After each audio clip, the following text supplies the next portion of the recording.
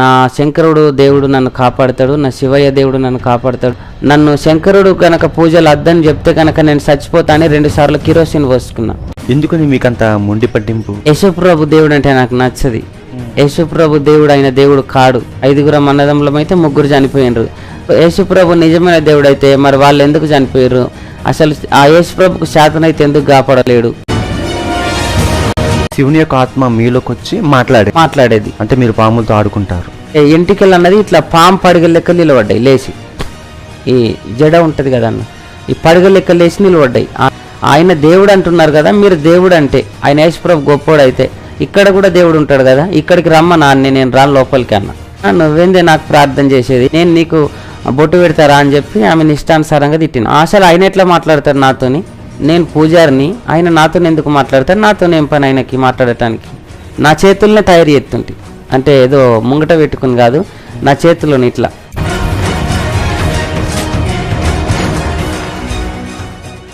Praise the lord అండి. నేను మీ తమ్ముడు జోషిని మరి యొక్క సాక్ష్యంతో మీ ముందుకు రావడానికి దేవుడు ఈ సమయాన్ని ఇచ్చిన బట్టి దేవునికే వేలాది స్తోత్రములు. ఒకప్పుడు శివభక్తుడు అంటే శివుని యొక్క ఆత్మ తనలోకి వచ్చి అనేక మంది జాతకాలు చెబుతూ ఆ చేతిలోనే కుంకుమ పసుపు అవన్నీ తయారు చేసి జనాల్ని మబ్బులో పెట్టి అనేక రీతిగా డబ్బులు సంపాదించాలని ఒక ఆలోచన. ఇంకో మరి యొక్క విషయం ఏంటంటే తల్లిదండ్రులు క్రైస్తవులు, తన యొక్క శివభక్తుని జీవితం పాములతోనూ ఎప్పుడు ఆడుకునే వ్యక్తి. తన యొక్క చేసే ఆ యొక్క పూజలకు ఆ తల్లిదండ్రులు అడ్డొచ్చారని చెప్పి 2 సార్లు కిరోసిన్ పోసి చనిపోవాలనుకున్న వ్యక్తి. ఇప్పుడు తెలంగాణ రాష్ట్రంలోని ఈ యొక్క యవనస్తుడు గొప్ప పరిచర్య ఎలా చేస్తున్నారో, దేవుణ్ణి ఎలా తెలుసుకున్నారో మొట్టమొదటి నుంచి చివరి వరకు సాక్ష్యం తప్పకుండా చూడండి. అనేక మంది ఈ యొక్క వీడియో షేర్ చేయమని కోరుచున్నాను. ఈ అవకాశం ఇచ్చిన దేవాతి దేవునికి వందనాలు. జోష్ అన్నగారికి నా యొక్క వందనాలు. పనికి మాలిన నా జీవితమును ఈరోజు ఈ స్థితిలో తీసుకొచ్చిన దేవాతి దేవుడు, ఆ గొప్ప దేవుడికే మహిమ. మాది నిజామాబాద్ జిల్లా, చిన్నవాల్గూడ్, సిరికొండ మండల్. ఒకప్పుడు నేను హిందువుగా బ్రతికే వ్యక్తిని. హిందువులంటే నాకు ఇష్టం. అంటే మీరు పుట్టుకతోనే హైందువులండి? క్రైస్తవ కుటుంబంలోనే పుట్టిన పెరిగిన, కానీ నాకు చర్చ్ అంటే నచ్చది, సేవకులు అంటే నచ్చది. హిందువుగా బ్రతకాలని నా ఆశ. హిందువుగా నేను ఉన్నప్పుడు మరి కొన్ని రోజుల క్రితం అట్లనే హిందూగా నేను పూజలు చేయటం, ఎక్కడెక్కడి నుంచో నా దగ్గరికి రావటం, బొట్లు పెట్టించుకోవటం, తిరగటం, పూజలు చేయటం. నేను లేకపోతే పండుగలు చేసేవారు కారు. ఎక్కడికంటే అక్కడికి నన్ను తీసుకుపోయేవారు. ఎవరైనా పండుగలు చేసినప్పుడు దప్పులు కొడితే వాళ్ళ దప్పుల ముంగట్నే ఉరుకుతుంటే నేను ఎగపడి పూనకం వచ్చినట్లుగా పూనకం వచ్చి వాళ్ళ దప్పుల ముంగట యాపకొమ్మలు పట్టుకొని వాళ్ళ దప్పులతో పాటు నేను కూడా నడిచే వ్యక్తిని. ఎవరైనా పండుగలు చేసినప్పుడు కూడా వాళ్ళతో వెళ్ళి శివశక్తి నా మీదకి వచ్చేది. ఇంకా ఉరుకుతుంటే, ఎగురుతుంటే, దుంకుతుంటే, ఒకటే కాలు మీద డ్యాన్స్ చేస్తుంటే, ఒకటే కాలు మీద డ్యాన్స్ చేసుకుంటూ దప్పులు కొట్టమంటుంటే స్పీడ్గా దప్పులు కొట్టుండ్రి కొట్టపోతే కోపం కచ్చి వాళ్ళని తిట్టే వ్యక్తిని. ఆ విధంగా నా జీవితం ఇంకా ఫోటోలు పెట్టుకొని ఒక పక్కకు నేను అదే ఇంట్లో ఒక రూమ్లో నేను ఫోటోలు పెట్టుకొని హిందువుగా పూజలు చేసే వ్యక్తిని. ఇటు పక్కకు మా అమ్మ వాళ్ళు, మా నాన్న వాళ్ళు అక్కడ వాళ్ళు చర్చికి వెళ్ళే వాళ్ళు, నేను పూజలు నా ఇంట్లోకి, నా రూమ్లోకి సోమవారం రోజు కానీ శనివారం రోజు కానీ నా రూమ్లోకి ఎవరైనా వస్తే కనుక ఒప్పుకోకపోతుంటే, నా రూమ్లోకి ఎవరైనా ఫోటోల దగ్గరికి కానీ నా రూమ్లోకి అత్తే మళ్ళీ కడుక్కుంటుంటే ఆ రూమ్ మొత్తం సర్పేసి కడుక్కుంటుంటే, ఎవరైనా క్రైస్తవులు కానీ ఇంకెవరైనా కానీ ఆ రోజు రాకపోతుండే నా దగ్గరికి. ఇక ఎక్కువ శాతం మంది ఇట్లా మంచిగా లేని వాళ్ళు కానీ ఇంకేమన్నా అయినోళ్ళు కానీ ఇట్లా ఏదన్నా విషయాలలో నా దగ్గరికి వచ్చి అడుగుతుండ్రి. అడిగినప్పుడు ఇట్లా కళ్ళు మూసుకొని ఇష్టానుసారంగా ఇట్లా బొట్టు తీసుకొని నా చేతుల్నే తయారు చేస్తుంటే, అంటే ఏదో ముంగట పెట్టుకుని కాదు, నా చేతిలోని ఇట్లా. మీ చేతిలోనే బొట్టు తయారైతుండే.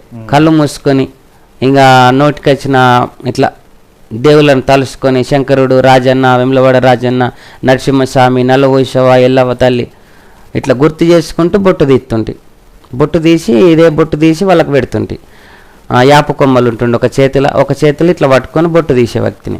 ఆ విధంగా బ్రతికిన నన్ను ఒకరోజు మరి వంట చేయటానికని నేను మా అక్క వాళ్ళ ఇంటికి ఒక విలేజ్కి వంట చేయటానికి వెళ్ళినప్పుడు వంట చేసేటప్పుడు ప్రార్థన స్టార్ట్ అయింది. అక్కడ వాళ్ళు అన్నారు కదా వంటలు అయిపోతే ఒకసారి ప్రార్థనకు వచ్చి కూర్చో మరి కొద్దిసేపు దేవుని మాటలు వినంటే నేను అన్నా కదా యేసుప్రభు అంటే నాకు పడది, వంట చేయటానికి కూడా నేను రాను, ఏదో మన రిలేషన్ వాళ్ళ నచ్చిన ఆ దేవుడు అంటేనే నాకు నచ్చది, నేను రాను ప్రార్థనకు అని చెప్పి మాట్లాడినప్పుడు అక్కడ ఉన్న వాళ్ళు మరి ఒక 10 నిమిషాలు కూర్చో తమ్ముడు ఏమవుతుంది అంటే నేను రాను అని చెప్పి మొండిగా మాట్లాడినప్పుడు మరి డబ్బులు తీసుకొని వెళ్ళిపో అని అన్నప్పుడు నేను డబ్బులు తీసుకొని ఇంటికి రావటం జరిగింది.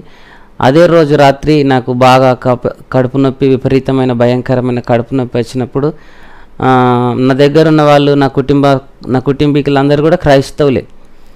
వాళ్ళు ప్రార్థన చేద్దామని దగ్గరికి వచ్చినప్పుడు, ప్రార్థనను తీసుకొచ్చినప్పుడు నేను దూషించి తిట్టిన వారందరినీ కూడా. ఆ క్రైస్తవ దేవుడు కాడు, ఆ దేవుడికి శాతనైతే ఆయన ఎందుకు కాపాడుకోలేడు, ఆయన నన్ను ఎందుకు కాపాడేది, నన్ను కాపాడతాడు ఆయన, నేను హాస్పిటల్ వెళ్ళాలి అంతేగాని అవి నేను నమ్మను అని చెప్పి హాస్పిటల్ తీసుకుపోయినప్పుడు మరి నన్ను హాస్పిటల్లో ఉంచినప్పుడు డాక్టర్లు అన్ని స్కానింగ్లు చేయాలని చెప్పినప్పుడు ప్రతి రిపోర్ట్లో కూడా నాకు నెగిటివ్గానే రావటం జరిగింది. మరి కిడ్నీలు వాపు వచ్చినాయి, ఒక కిడ్నీ ఫెయిల్ అయిపోయే అవకాశాలు కూడా ఉన్నాయి, ఈయనకు గ్యారంటీ లేదని చెప్పిండ్రు. అప్పటిదాకా కూడా నేను ఏమంటున్నానంటే నా శంకరుడు దేవుడు నన్ను కాపాడుతాడు, నా శివయ్య దేవుడు నన్ను కాపాడుతాడు, నన్ను బ్రతికిస్తాడనే నమ్మకం నాకు ఉంది అని చెప్పి అలానే మాట్లాడుతున్నా.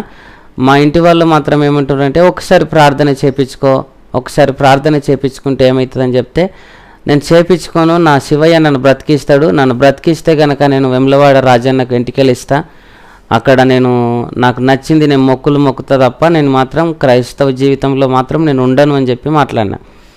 చెప్పినప్పుడు మరి డాక్టర్లు కూడా ఏమన్నారంటే ఇక్కడ కాదమ్మా హైదరాబాద్ తీసుకోవండి అని చెప్పినప్పుడు అంత సీరియస్ ఏముందని మా వాళ్ళు అడిగినప్పుడు వాళ్ళు అన్నారు కదా 2 కిడ్నీలకు కూడా ఎఫెక్ట్ అయ్యే అవకాశాలు ఉంది, ఒక కిడ్నీ ఆల్రెడీ కొంచెం డ్యామేజ్ అవుతుంది, లోపల సీమ్ అయిపోయింది అని చెప్పినప్పుడు గ్యారెంటీ లేదన్నప్పుడు మరి సీరియస్ కండిషన్ అన్నది. సీరియస్ కండిషన్లో మరి నేను ఉన్నప్పుడు డాక్టర్లు అన్నారు కదా ఖచ్చితంగా ఆపరేషన్ చేయాలా, సీమ్ తీసేయాలని చెప్పినప్పుడు హాస్పిటల్లో అడ్మిట్ చేసిన నన్ను ఆపరేషన్ థియేటర్లకు తీసుకుపోయినప్పుడు భయంకరమైన నొప్పి, భయంకరమైన అవస్థ, ఆ అవస్థకి ఏగలేక కూడా నేను ఎంతగానో ఏడ్చినప్పుడు మా వాళ్ళు అన్నారు కదా 1 నిమిషం ప్రార్థన చేయించుకో ఏమవుతుంది అని అన్నప్పుడు నేను అన్న కదా సత్తే ఆయన కోసం చచ్చిపోతా, బ్రతికితే ఆయన కోసం బ్రతకాలి, కానీ నాకు మాత్రం నేను ఆ ప్రార్థన అంటే నేను ఒప్పుకోను అని చెప్పి ప్రార్థన చేయడానికి వేరే వాళ్ళు నా దగ్గరికి వచ్చినప్పుడు గ్లూకోజ్లు అన్నీ పీకేసుకుని ఇట్లా తీసేసుకున్నా, నాకు వద్దు అని.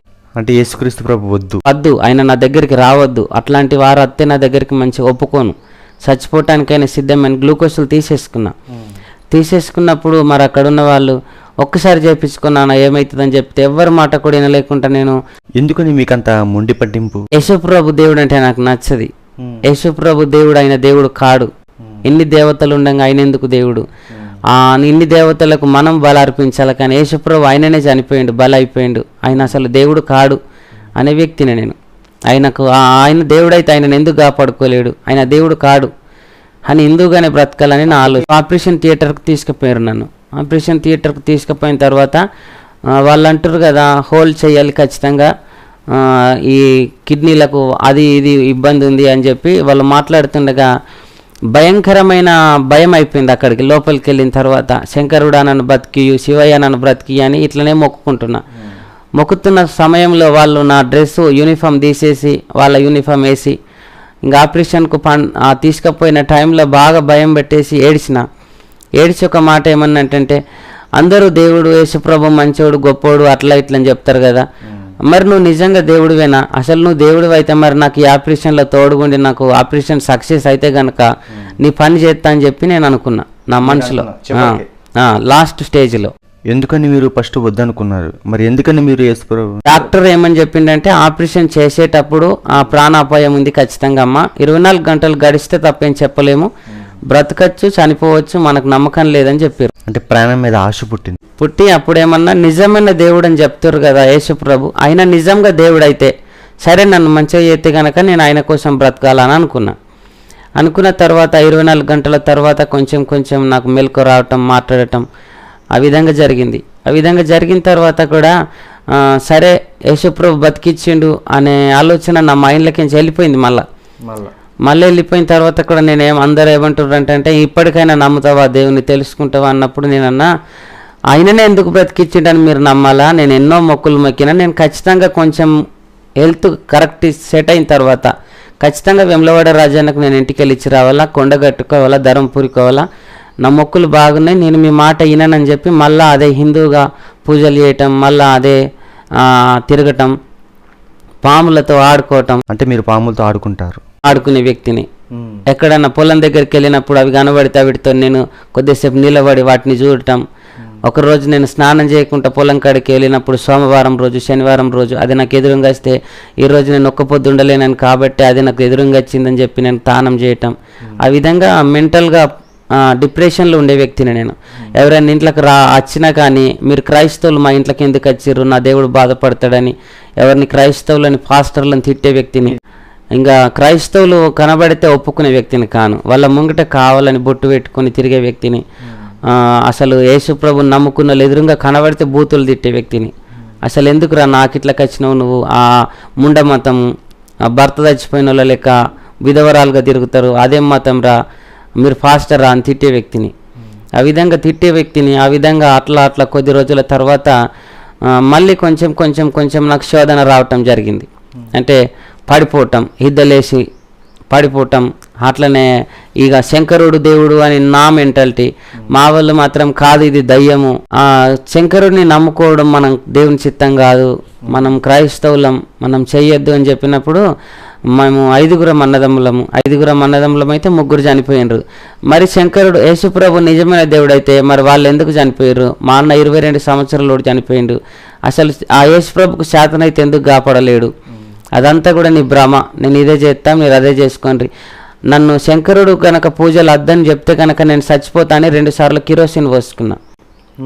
శంకరుడు భక్తి నాకు అద్దని చెప్తుర్రు మీరు అని చెప్పి కిరోసిన్ పోసుకుంటే సరే నీదేందో నువ్వు చేసుకో అని చెప్పిండ్రు. ఒకరోజు మాత్రం ఇంకా ఇది దేవుడు అద్దు, ఇంట్లో ప్రార్థన పెట్టించుకుందాం, ఖచ్చితంగా ఈరోజు నువ్వు ఉండాలని చెప్పి మొండి పట్టుతోని నన్ను ఉపవాస ప్రార్థన ఇంట్లో పెడితే వాళ్ళందరి ముంగట నేను చచ్చిపోవాలని చెప్పి నేను ఊరేసుకున్నా. పాస్టర్ల ముంగట ప్రార్థన జరగద్దని చెప్పి ఊరేసుకున్నా. ఎందుకంటే నన్ను పీడిస్తుర్రు చెప్పి, నన్ను ఇంత పీడిస్తున్నారు కాబట్టి నేను చనిపోవాలి ఖచ్చితంగా, మీరు నన్ను లేనిపోని మాటలు చెప్తున్నారని చెప్పి ఊరేసుకున్నా. తర్వాత ఇంకా నీ బతికేందే నువ్వు బతుకు, మరి నీకు ఇష్టం వచ్చినట్టుగా చేసుకొని చెప్పి వదిలేసుకున్నారు వాళ్ళు కూడా. ఇంకా ఒక రూమ్లో పర్సనల్గా ఒక రూమ్లో నేను శివయ్య భక్తి చేసే వ్యక్తిని, వాళ్ళు ఒక రూమ్లో వాళ్ళు ఉండే వ్యక్తులు. ఆ విధంగా కొన్ని రోజుల తర్వాత దేవుని గురించి వదిలేసుకొని ఇష్టానుసారంగా తిరిగి నాకు నచ్చిన భక్తిని నేను తిరగటం ప్రారంభమైంది. అట్లా కొద్ది రోజుల తర్వాత కొంచెం నాకు శరీరం సహకరించకపోవటం, ఎక్కడికంటే అక్కడికి వెళ్ళకపోవటం, కాళ్ళు పడిపోయినాయి. 2 కాళ్ళు కూడా మెల్లె కాళ్ళు పడిపోయినాయి. కాళ్ళు పడిపోయినప్పుడు ఇంకా నడవలేని స్థితిలో, బాత్రూంలకు కూడా వెళ్ళలేని స్థితిలో, అసలు ఎవరు పట్టుకపోయేటోళ్ళు కూడా దగ్గర లేరు. ఆ విధంగా ఉన్నప్పుడు కొంచెం ఇంకా నన్ను హుషారు చేసిన తర్వాత మ్యారేజ్ చేసారు. ఈ విధంగా నేను మారుతాడు హిందూ క్రైస్తవుల పిల్లని చేస్తే ఖచ్చితంగా మారుతాడని చెప్పి క్రైస్తవుల కుటుంబంకు చెందిన అమ్మాయిని పెళ్లి చేశారు. మీరు దానికి ఒప్పుకున్నారండి? ఒప్పుకున్నా. పెళ్లి మట్టుకు మాత్రమే నేను ఒప్పుకుంటా, కానీ నేను తర్వాత ఆమెను కూడా నా దాంట్లోకే మారాలని చెప్పిన. వాళ్ళు అన్నారు కదా పెళ్లి అయిపోయేంత మట్టుకు అట్లా ఏం చెప్పొద్దు అని చెప్పి పెళ్లి చేసిండ్రు. పెళ్లి చేసిన తర్వాత కూడా నేనన్నా నాలాగా నువ్వు ఉండాలి కానీ నీలాగా నేను మారాలంటే నాతో కాదు, నాతో ఖచ్చితంగా నువ్వు వేములవాడ రాజన్న దగ్గరికి రావాలా, మనం ఇద్దరం ఇంటికెళ్ళి తీసుకోవాలని చెప్పి తీసుకుపోయిన అక్కడికి వేములవాడ రాజన్న గుడికి తీసుకుపోయి అక్కడ తిరగటం, మొక్కడం, కొబ్బరికాయలు కొట్టడం ఇదంతా చేసిన తర్వాత ఇష్టానుసారంగా చేసిన తర్వాత ఆ అమ్మాయి ఏమందంటే, నువ్వు ఈ విధంగా చేస్తే కనుక నేను ఒప్పుకోను, మేము క్రైస్తవులం, నువ్వు ఈ విధంగా ఎందుకు చెప్తున్నావు అంటే, నాలాగా ఉండటానికి నువ్వు ఇష్టపడితే నాతో ఉండు, లేదంటే నాకు విడాకులు ఇచ్చేయి, కానీ నాకు ఈ శివయ్యనే కావాలని చెప్పి మాట్లాడినా. ఆ విధంగా ఇంకా నేను పూజలు చేసే వ్యక్తిని. ఆమె నేను లేకముందు దొంగతనాల్లో ప్రార్థన చేసుకునేది, దొంగసాటన. మా అమ్మ వాళ్ళు కూడా ప్రార్థన చేసేవాళ్ళే, నేను మాత్రం ఒక్కనే ఇంకా వేరే. ఆ విధంగా కొన్ని రోజుల తర్వాత ఇంకా మెల్లగా ఇంకా నాకు నడవలేని స్థితిలో, మొత్తం కాళ్ళు పడిపోయి ఇంకా లేవలేని స్థితిలో, ఇంకా కొంచెం మంది రాకపోవటం ఇంటికి, ఇంకా పూజలు కొంచెం తక్కువైపోయిన తర్వాత మా భార్య అన్నది కదా, ఒకసారి ప్రార్థన చేయించుకో ఎక్కడైనా, మనకెందుకు ఇదంతా, నువ్వు నడవలేని స్థితిలో ఉన్నావు, నువ్వు పని చేయలేని స్థితిలో ఉన్నావు, మనకెవరు నడపాలా అని చెప్పి ఆమె నా మీదకి మాట్లాడింది. మాట్లాడినప్పుడు నేనేం మీ దగ్గరికి ఎందుకు వచ్చేవారండి? చూపించుకునటానికి నేను ఇట్లా చేతిలో ముడిపి పసుపు తీయటం, ఇట్లా చేతిలో ముడిపి బొట్టు తీయటం, నా చేతులు ముడిపే అదొక భ్రమ. అంటే నా చేతులతోనే తీసి పెడితే ఆయన గురువు బొట్టు పెడితే తక్కువ అవుతుంది, జ్వరం తక్కువ అవుతుంది, రోగాలు తక్కువ అవుతాయి, రిగ్గులు చూపించేవాడిని. నీళ్ళు ఇక్కడ పడతాయి అని చెప్తే అక్కడ నీళ్లు పడతాయని అలా ఆ లోకంలో వచ్చేవాళ్ళు. అంటే మీ దగ్గరికి చూపించుకోవటానికి వచ్చేవాళ్ళు. అట్లా అట్లా కొద్ది రోజులు గడిచిపోయిన తర్వాత అంటే శివుని యొక్క ఆత్మ మీలోకి వచ్చి మాట్లాడేది యాప కొమ్మలు పట్టుకొని పెద్దగా బొట్టు పెట్టుకొని అట్లా మాట్లాడే వ్యక్తి. రూమ్ లో మీరు కూర్చునేవారు? ఒక రూమ్ లో ఆలోచించేవారు. అంటే నిజమే అంటారా? మీ యొక్క ఊహకి తెలుస్తుంది కదా. అప్పుడు ఇంకా నేను అదే భ్రమలున్నా కాబట్టి నాకు అదే ఇష్టం. ఇంకా నాకు ఆ విధంగా అట్లా కొద్ది రోజుల తర్వాత కాళ్ళు పడిపోయినాయి. ఇంకా మళ్ళీ లేవలేని స్థితిలో మళ్ళీ కాళ్ళు పడిపోయిన తర్వాత ఇంకా నన్ను ఇక్కడ ముస్లిం వాళ్ళ దగ్గరికి, ఇక్కడ బద్దెళ్ళు వాళ్ళు వీళ్ళు దించే వాళ్ళ దగ్గర మేకలతోని కోళ్ళతోని దించిపిచ్చారు. మా అమ్మ వాళ్ళు రాలేరు, మా మేనత్త వాళ్ళు హిందువులు, వాళ్ళతోనే వెళ్ళిన.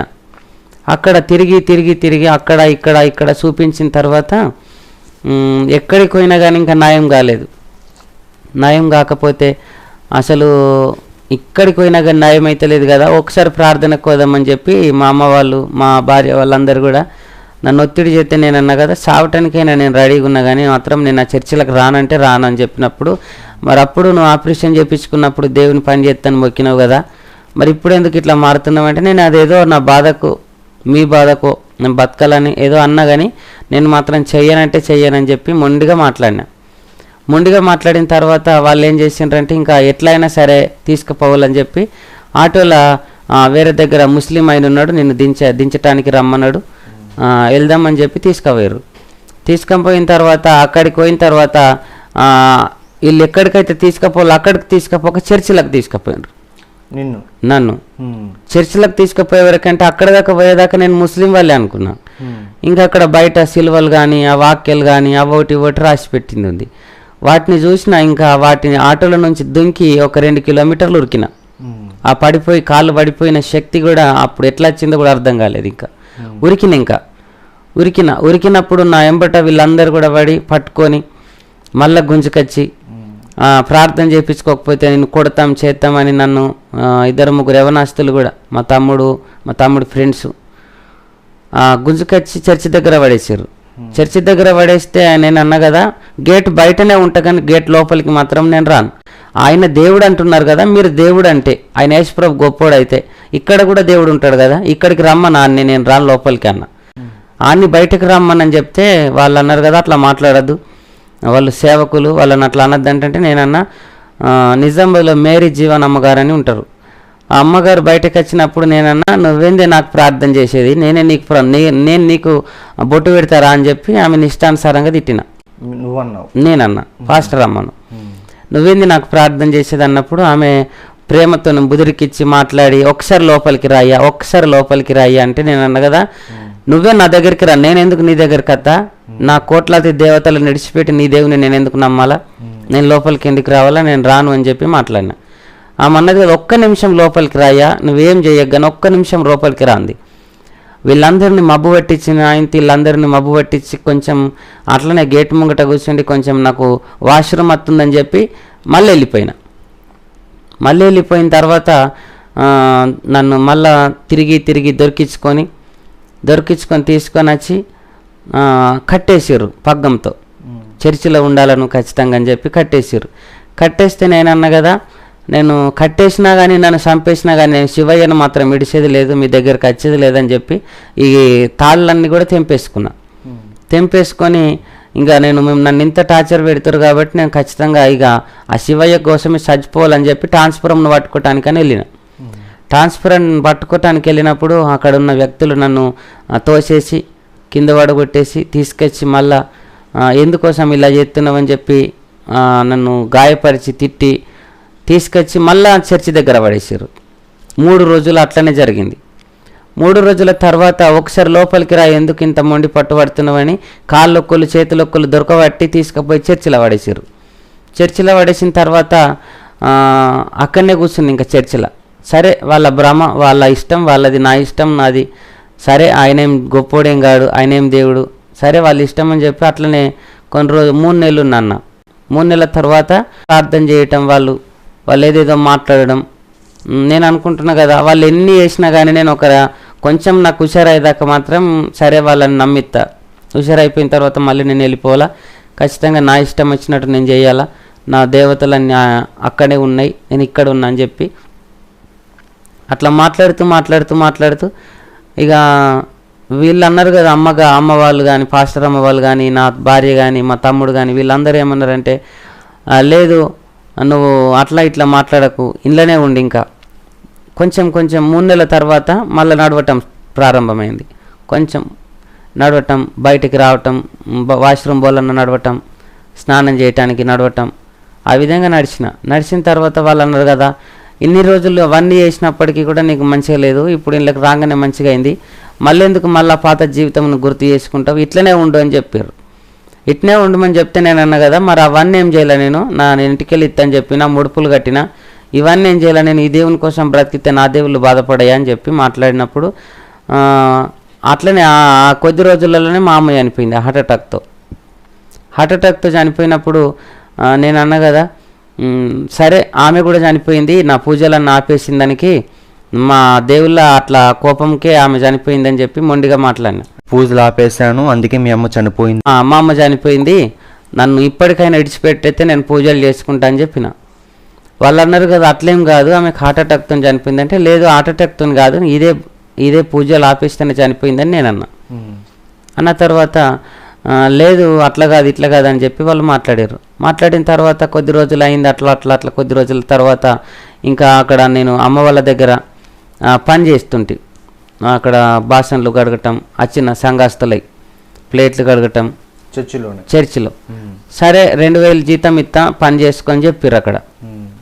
నేను మా భార్య ఇంకా అక్కడనే ఉండి, సరే నా ఆరోగ్యం అయితే కొంచెం సెట్ అయ్యేదాకా ఏదో ఒక పని చేసుకోవాలి కదని చెప్పి ఆ బాసన్లు దమ్మటం, అక్కడ పని చేయటం, ఊడవటం అవన్నీ చేసుకుంటూ అలా కొద్ది రోజుల తర్వాత 1 సంవత్సరం అయింది. సంవత్సరం తర్వాత అసలు నిజంగా దేవుడు అంటే ఈయననే కావచ్చు, మరి ఇంతగానం మంది వత్తురు, వచ్చిన వాళ్ళు నడవలేని వాళ్ళు నడవటం, పక్షవాతంతో ఉన్న వాళ్ళు లేవటం చూసిన నా కళ్ళతోని అక్కడ.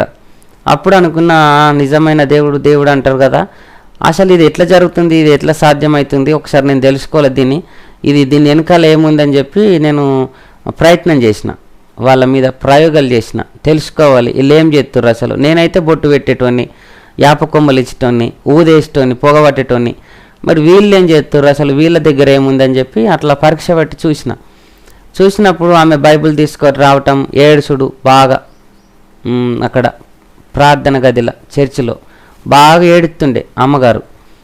ఈమెకి ఏం పిచ్చి పట్టింది, ఇలా ఎందుకు ఎడుతుంది, మరి ఇట్లా ఎందుకు ఎడుతుంది అని చెప్పి నేను బాగా రోజులు అట్లనే పరీక్షించి చూసినప్పుడు ఒకరోజు ఇంకా చర్చికి అడుగుతున్నా క్లీన్ చేస్తున్నా, ఇట్లా మనుషులు నడిచినట్టు శబ్దం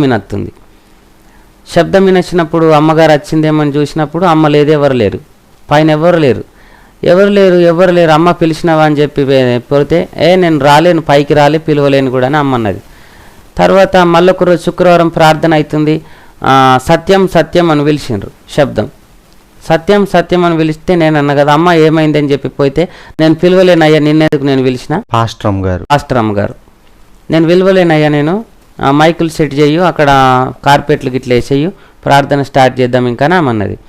నేనన్నా పిలిచినావు కదా అమ్మ, ఇప్పుడు ఏం విషయం అంటే, నేను పిలవలేనయ్యా అన్నది. సరే ఎవరో నా భ్రమ అనుకుని అట్లా సంవత్సరం గడిపిన తర్వాత ఇంకా నా మనసులో ఉంది శివయ్య పూజ చెయ్యాలని, కానీ అయినప్పటికీ నీ కూడా అక్కడనే వండుకుంటూ పరిచర్య చేసుకుంటూ ఆ పని ఈ పని చేసుకుంటూ ఉన్నా. ఇంకా అట్లా ఉండి ఒకరోజు ఏమైందంటే ప్లేట్లు దమ్ముతుండగా నీ పని ఇది కాదు అని ఒక శబ్దం వినబడుతుంది. నా పని ఇది కాదంటే నేను చేసుకోకపోతే నడవది, ఖచ్చితంగా పొట్ట తిప్పలకి ఏదైనా చేసుకోవాలా, ఇక్కడ ఉన్నాం కాబట్టి నిజామాబాద్ జిల్లా కాబట్టి ఖచ్చితంగా పని చేసుకోకపోతే మనకు ఎవరు పెడతారని చెప్పి చేసుకోవాలి కదా, నీ పని ఇది కాదంటే మేరమ్మ అమ్మ దగ్గరికి వెళ్ళి, అమ్మ ఇట్లా ఎందుకు వినిపిస్తుంది శబ్దం అని చెప్తే, ఆమంది కదా నీ భ్రమ, ప్రార్థన చేసుకో, ఏం కాదు దేవుడు ఉన్నాడు అని చెప్పి ఆమంది. ఇంకొక ఆమె కర్ణమ్మ అని ఉంటుంది. ఆమె దగ్గరికి అయిన తర్వాత ఆమె ప్రార్థన చేసి ఏమన్నదంటే, దేవుడే మాట్లాడుతుండే స్వరంతోని, దేవుని మాటలు లోబడంటే నేను అన్నా కదా, అసలు ఆయన ఎట్లా మాట్లాడతారు నాతోని, నేను పూజారిని, ఆయన నాతో ఎందుకు మాట్లాడతారు, నాతో ఏం పని ఆయనకి మాట్లాడటానికి, ఆయన స్వరం విన్నవా నువ్వు అన్నది. అంటే ఇట్లా శబ్దం వినబడ్డదమ్మా, ఆయన నాకేం తెలియదు, స్వరం వినబడ్డదని చెప్పి సరే వదిలేసి ఒకరోజు పండుకున్న తర్వాత సత్యం నువ్వు లేవు ఇక్కడికి వెళ్ళి, సత్యం నువ్వు ఇక్కడికి నుంచి లేవు అని చెప్పి ఒక శబ్దం వినబడ్డ తర్వాత ఎందుకు నన్నెవరు వెళ్తున్నారని చెప్పి అందరిని చూస్తే అందరు పండుకున్న తర్వాత పొద్దున మల్లమ్మ దగ్గరికి వచ్చి అడిగితే అమ్మ ఏమన్నదంటే, కీర్తనలు 91 చదువుకంటే అది ఎక్కడ ఉంటుందో నాకు తెలియదని నేనన్నా. దావీదు కీర్తనలు 91 చదువు అంటే అది ఎక్కడ ఉంటుందో నాకు తెలియదని చెప్పినప్పుడు ఆమె తీసిస్తే నేను 7th క్లాస్ చదువుకున్నా, నాకేం చదువు రాదు. దాన్ని ఒక 3 రోజులు చదివిన. ఆ దావీదు కీర్తన 91 3 రోజులు చదివిన, కొంచెం.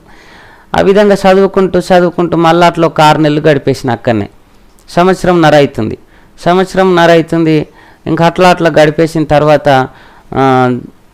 గడిపిన తర్వాత ఏమైందంటే, మళ్ళీ అమ్మ అంటుంది కదా, దేవుడు నిన్ను ఎన్నుకుంటుండు, దేవుని సేవ కోసం నిలబడతావా నువ్వు అని అడిగింది అమ్మ ప్రార్థన రోజు.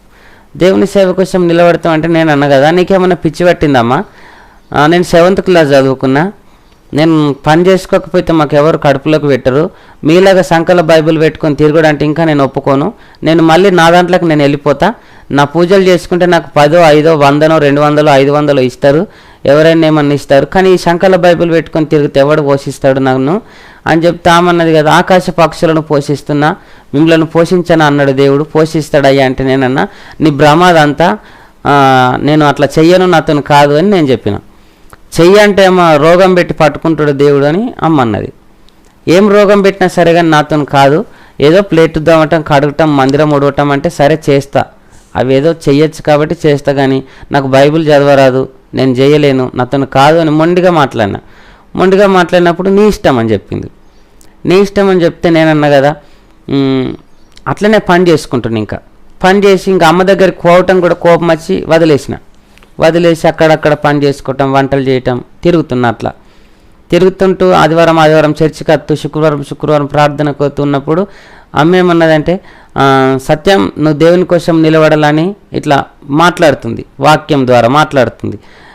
నువ్వు బ్రదర్ దేవుని కోసం నిలబడాలా అన్నప్పుడు నేను అన్నా కదా, దేవుని కోసం నిలబడాలంటే అసలు ఎట్లా నిలబడతారు, ఏం చేయాలా, ఆ ప్రార్థన ఎట్లా చేయాలో కూడా నాకు తెలియదు, వాక్యం ఎట్లా చెప్పాలో నాకు తెలియదు, అసలు దేవుని కోసం ఇది కూడా దేవుని పని కాదా అని చెప్పి అడిగిన. ఈ ప్లేట్లు కడగటం, మందిరం ఉడవటం ఇది కూడా దేవుని పని కదా, ఇది దేవుని పని చేసినట్టు కాదమ్మా, ఇంకా దేవుని పని అంటే నాతో కాదు అని చెప్పి మాట్లాడిన.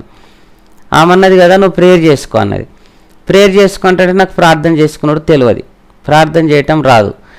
సరే దేవుని చిత్తం అని చెప్పేసి అట్లనే కొద్ది రోజుల తర్వాత వీళ్ళ బ్యాక్గ్రౌండ్ ఏందో నేను తెలుసుకోవాలా, అసలు వీళ్ళు ఇట్లా ఎందుకు మాట్లాడుతుండ్రు అని చెప్పి ఒకరోజు ఆర్మూర్ మీటింగ్కి వెళ్ళిన, జాన్ వెస్లీ మీటింగ్కి వెళ్ళినప్పుడు మీటింగ్ అయిపోయిన తర్వాత అక్కడ వాగ్దానాలు ఇస్తే నేను ఒక వాగ్దానం తీసుకున్నా. ఆ వాగ్దానంలో ఏమొచ్చిందంటే, నీతో చెప్పినది నెరవేర్చే వరకు నేను విడవను అని చెప్పి వాగ్దానం వచ్చినప్పుడు నేను అనుకున్నా కదా, అబ్బా నాతో నేను చెప్పిండు, నన్నెందుకు విడిచిపెట్టాడని ఆ చదువచ్చిన వాళ్ళకి చూపించి నగిన, కొంచెం ఎగతాళిగా మాట్లాడిన. ఎందుకు నన్నెందుకు విడిచిపెట్టాడు ఆయన నేను విడిచిపెడతా, వదిలేసుకుంటా, ఆయన ఎవరు అసలు నన్ను వదిలిపెట్టడానికి ఆయన ఎవరు, నేనెవరు అని ఇట్లా మొండిగా మాట్లాడినప్పుడు, ప్రార్థన చేసుకో బ్రదర్ అని కరుణమ్మ గారు, మేరమ్మ గారు ఊకే చెప్పేవాళ్ళు.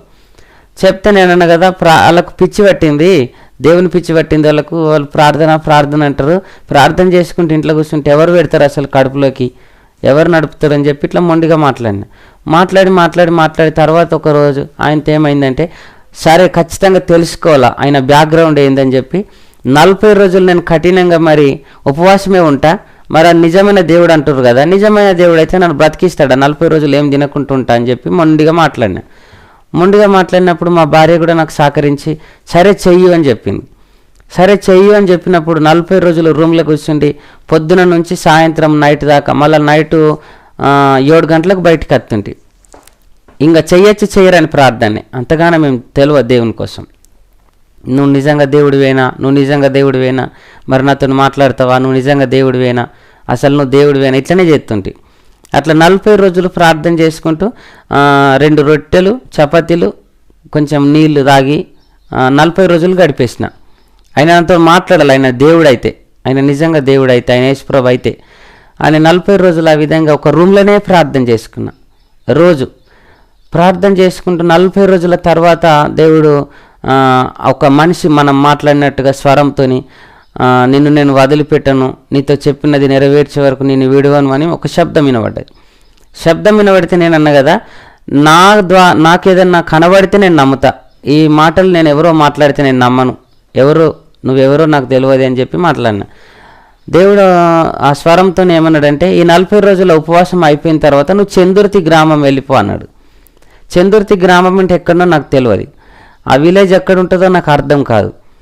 చందుర్తి గ్రామం వెళ్ళిపో అన్నప్పుడు నేను వాళ్ళని అడిగిన, చందుర్తి గ్రామం ఎక్కడుంటుంది అని చెప్పి అడిగినప్పుడు వాళ్ళు అన్నారు కదా, సిరిసిల్ల జిల్లాది వెమ్లవాడ దగ్గర ఉంటుంది అని చెప్తే నేను అన్నా కదా, సరే చందుర్తికి వెళ్ళాలి కానీ ఎక్కడికి వెళ్ళాలి, ఎవరింటికి వెళ్ళాలి అన్నప్పుడు, నేను నీతో ఉన్నా నువ్వు నడు అన్నప్పుడు నమ్మలే. నాతో నీవేంది ఉండేది, నాతో మనుషులు ఎవరు లేరు, పక్కకు ఎవరు కనబడతలేరు, నాకు ఎవరితో నేను వెళ్ళాలని చెప్పి వెళ్ళిన. అక్కడికి వెళ్ళిన తర్వాత వెళ్ళాలని ఇష్టపడ్డ తర్వాత ఎక్కడికి ఎవరింటి కాడ ఉండాలని చెప్పి అడిగిన. దేవుడు ఆ స్వరంతో ఏమన్నాడంటే, చందుర్తిలో స్వప్న రోగంతో భయంకరంగా బాధపడుతుంది, ఆమెకు ప్రార్థన చేయి నువ్వు వెళ్ళిన తర్వాత అని చెప్పిండు. ఆ మాట మీరు నమ్మారండి? నమ్మిన అంటే టెస్ట్ చేస్తున్నా, ఇంకా నేను దేవుణ్ణి టెస్ట్ చేస్తున్నారు. టెస్ట్ చేస్తున్నా, ఇది నిజమా, ఈ మేరమ్మది నిజమేనా, ఇది నిజంగానేనా, టెస్టులోనే ఉన్నా నేను, ఇంకా పూర్తిగా నమ్మల. వెళ్ళిన తర్వాత స్వప్న అంటే ఎవరైనా అక్కడ అడగరాదు కదా మనం. అయితే అత్తమ్మ వాళ్ళు ఉంటారు అక్కడ చందుర్తిలో, అప్పుడు ఎప్పుడో జమాన్లో మన చుట్టాలు వాళ్ళు. అక్కడికి వెళ్ళిన తర్వాత అత్తమ్మ వాళ్ళ ఇంటికి వెళ్ళి స్వప్న అంటే ఎవరు అత్తమ్మ అని అడిగితే ఆమె అన్నదంటే, స్వప్నాలు 4 ఉన్నారు, ఏ స్వప్న అని చెప్పాలా నీకు అన్నది. 4 ఉన్నారంటే నువ్వు నిజంగా దేవుడివి కావు, 4 స్వప్నాలు ఉన్నారంటే నాకు ఒక్క స్వప్న అని చెప్పినావు అని చెప్పి అక్కడ తిడుతున్నా. ఇంకా మళ్ళా దేవుణ్ణి దూషిస్తున్నా, మనసులో వేధిస్తున్నా. అసలు దేవుడు ఏం దేవుడు, ఇది నన్ను ఇక్కడ దాకా ఎందుకు తీసుకొచ్చిండు, నాకు పిచ్చి పట్టిందా, ఆయనకు పిచ్చి పట్టిందా అని చెప్పి ఇట్లనే తిడుతున్నా. ఏ స్వప్న అని చెప్పిండు, వాళ్ళ మార్వేరు ఏం చెప్పిండ్రు, ఎవరు చెప్పిండ్రు నీకంటే, ఎవరు చెప్పలేరు, ఒక వ్యక్తి చెప్పిండు అని చెప్పిన. ఆ వ్యక్తి ఎవరో వాళ్ళకి చెప్తలేను, ఇంకా వాళ్ళు కూడా నీకు పిచ్చ అంటారు అని చెప్పి అక్కడ అడిగినప్పుడు వాళ్ళు ఏమన్నారంటే, స్వప్న అంటే ఏ స్వప్నో తెలుసుకోమరా లోలో ఫోన్ చేయి అన్నప్పుడు, సరే ఒక నిమిషం అయితే ప్రేయర్ చేద్దామని చెప్పి కూర్చుండి మనసులో మళ్ళా యేసుప్రభు వాళ్ళెవరు నాతో చెప్పు మరి అని అన్నప్పుడు, ఆమె రోగంతో బాధపడుతుంది, వాళ్ళ ఇంటి దగ్గర పెద్ద అరటి చెట్టు ఉందని చెప్పిండు. సరే ఇదొక టెస్ట్. మళ్ళా వాళ్ళ అరటి చెట్టు ఎక్కడుందో, వాళ్ళ ఇంటి దగ్గర అరటి చెట్టు ఉందట అత్తమ్మ, ఆమె రోగంతో బాధపడుతుందట. అంటే అరటి చెట్టు ఉన్నమాట నిజమే కానీ ఆమెకి ఏం రోగం లేదు అని చెప్పిండు. చెప్పినప్పుడు మరి సరే ఆమెనైతే ఒకసారి తీసుకురా మాట్లాడదామని చెప్పినప్పుడు ఆమె వచ్చింది, మంచిగా రెడీ వచ్చినప్పుడు ఆమెకేం రోగం లేదు, నన్ను రోగం అని చెప్పి తీసుకొచ్చినావు అని చెప్పి మళ్ళీ మనసులో తిట్టుకుంటున్నా. ఆమెకేం రోగం లేదు, రోగం అని చెప్పినావు, అసలు ఏం రోగం ఉంది ఆమెకు అని చెప్పి తిట్టుకుంటున్నప్పుడు ఒక్క నిమిషం ప్రార్థన చేయాలని మళ్ళీ ఆలోచన వచ్చింది. ఒక్క నిమిషం ప్రార్థన చేద్దామమ్మా అని చెప్పి ప్రార్థన చేస్తుంటే ఆమె విపరీతంగా ఏడుతుంది. ఆమె విపరీతంగా ఎడితే నేనేమంటున్నా కదా, ఈమెకేం పిచ్చిలేసింది, అక్కడ మేరమ్మ అట్లనే ఏడ్చింది, ఈమె కూడా అట్లనే ఏడుతుందని చెప్పి ఏమైందమ్మా అని అడిగితే, మీరు ఎవరు అంటే నేను ఇట్లా ఒక దేవుడు మాట్లాడితే వచ్చినమ్మా, క్రిస్టియన్ మీరని చెప్తే మేము క్రిస్టియన్ అయ్యా, మీరు క్రిస్టియన్ అంటే క్రిస్టియన్ అని చెప్పిన. క్రిస్టియన్ అని చెప్పిన తర్వాత ఆమె ఏమంటుందంటే, మా కోసం ప్రార్థన చేయండి అంది. ఏమైందమ్మా అని చెప్తే, మీరు ప్రార్థన చేయడం మీకు తెలుస్తుంది కదా అని ఆమెన్నది. తెలిసేది ఏముందని చెప్పి మళ్ళీ దేవుడిని అడుగుతున్నా లోపల. ఆమె రోగంతో అన్నావు కదా, ఆమె ఆరోగ్యంగా ఉంది, ఏం రోగం ఉందని చెప్పినప్పుడు ప్రార్థన చేస్తుంటే నా కాళ్ళ మీద పడి బాగా ఎడుతుంది.